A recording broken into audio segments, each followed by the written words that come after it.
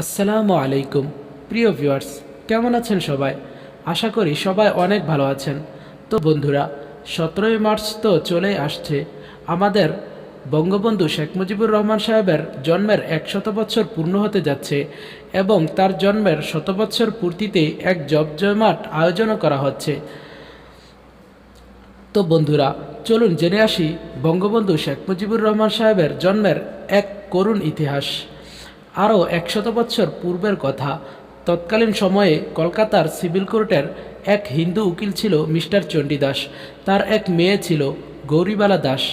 Mister চণ্ডীদাসের এক সহকারী উকিল ছিল মিস্টার অরণ্যকুমার চক্রবর্তী।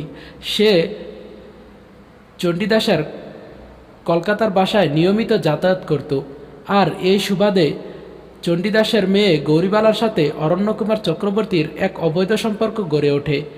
আর এই সম্পর্ক দিনের পর দিন চলতে থাকে, যার কারণে গৌরীবালা গর্ভবতী হয়ে পড়েন। গৌরীবালা যখন বুঝতে পারলেন যে তিনি গর্ভবতী হয়েছেন, তখন গৌরীবালা অরণ্যকুমারকে তাকে বিয়ে করার জন্য চাপ দেয়। কিন্তু অরণ্যকুমার তাতে রাজি না হয়ে বরং অবৈধ সম্পর্কের কথাও অস্বীকার করেন। অন্যদিকে চণ্ডীদাস বিষয়টি জানার পর হতভম্ব হয়ে পড়েন। এরই মধ্যে গৌরীবালা 12ই ডিসেম্বর 1920 সালে একটি পুত্র সন্তান জন্ম দেন, যার নাম রাখা হয় দেবদাস চক্রবর্তী।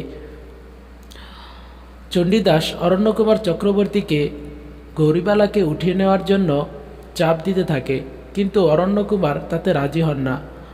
অন্যদিকে গৌরীবালাও তার সন্তানের স্বীকৃতির লোভে আরও অনেকের সাথে অবৈধ সম্পর্কে লিপ্ত হয়, কিন্তু কেউ তার সন্তানকে স্বীকৃতি দিতে চায় না। এরই মধ্যে দেবদাসের বয়স 2 বছরে উন্নীত হয়। চণ্ডীদাস হতভম্ব হয়ে পড়েন এবং অসুস্থতা বোধ করেন।